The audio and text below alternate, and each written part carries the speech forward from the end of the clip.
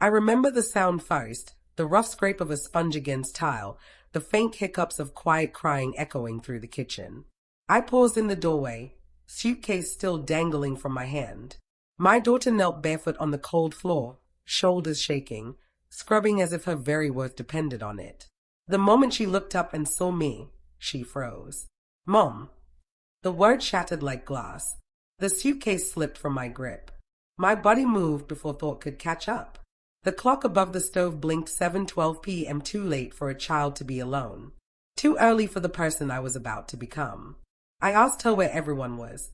She whispered that Grandma and Grandpa had taken Emma to the amusement park. Emma, the real granddaughter. Then came the rest. How they told her to scrub until the floor gleamed enough to reflect her face. Inside me, something went perfectly still. Not rage, not shock, just clarity. That's the thing about betrayal. It doesn't always scream. Sometimes it just breathes quietly. They hadn't always been this way. When I first met Daniel's parents, they smiled too wide, spoke too politely. I mistook their control for warmth. When I married their son, they called me different, a word I naively took as praise. It wasn't. Then Emma was born. Daniel's daughter from his first marriage. Golden hair, pale eyes, the mirror image of her grandmother. I never competed. I simply loved both girls the same. But love, I've learned, doesn't balance anything. When I left for that 3-day work trip, I thought my in-laws were doing us a kindness by watching the kids. Daniel insisted. They want to bond, he said. I suppose they did. The warning signs had been there. Emma came home with expensive gifts. My daughter came home with hamadones, or nothing.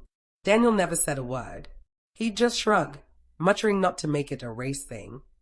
It wasn't about race. It was about cruelty. Standing in that kitchen, watching my child's raw hands tremble over a bucket of grey water, I made a quiet promise. I would never again ask for respect. I'd take it. When Daniel came home that night, I didn't yell. I didn't even tell him I was back early. I sat in the dark and waited. He entered, humming, tossing his keys, calling my name. Then he saw me at the table, the same table where we once dreamed of a future that never really existed. She's fine, I said evenly. Asleep. You might want to explain why she was scrubbing floors alone while your parents took your other daughter out for the day. He went pale.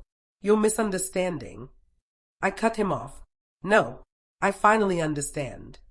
He fumbled through excuses about how his parents meant no harm. I listened, calm and detached, because I already knew what I'd do next. That night, after he drifted to sleep, I opened my laptop. I wasn't searching for revenge. I was gathering evidence. Dates, times, photos of bruised knees, scraped palms, every scar labeled discipline. I collected messages, receipts, bank records, every thread that tied the truth together. Then I made 3 calls, one to my lawyer, one to child services, and one, quiet but deliberate, to a friend at the Tribune.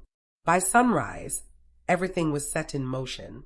When the police arrived, Daniel stumbled into the living room in his robe, half awake, blinking at the officers like the world had shifted while he slept. They asked questions he couldn't answer. His parents showed up just in time to hear the officers say, "Child endangerment." They pleaded, explained, begged. I said nothing. I didn't need to. The evidence did the talking. By afternoon, my lawyer filed for full custody. By evening, it was a headline, the family that loved one grandchild and broke the other. The next morning, my phone wouldn't stop ringing, reporters, lawyers, old friends who'd once doubted me. I didn't answer any of them. Daniel was suspended from work pending investigation. His parents faced charges. And me, I sat in the same kitchen where it all began, watching sunlight spill across the spotless floor my daughter had once scrubbed in tears.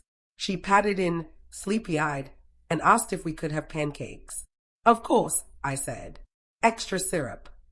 Her smile, small, careful, but real, was all the justice I'd ever need. People might call what I did revenge. Others might call it justice.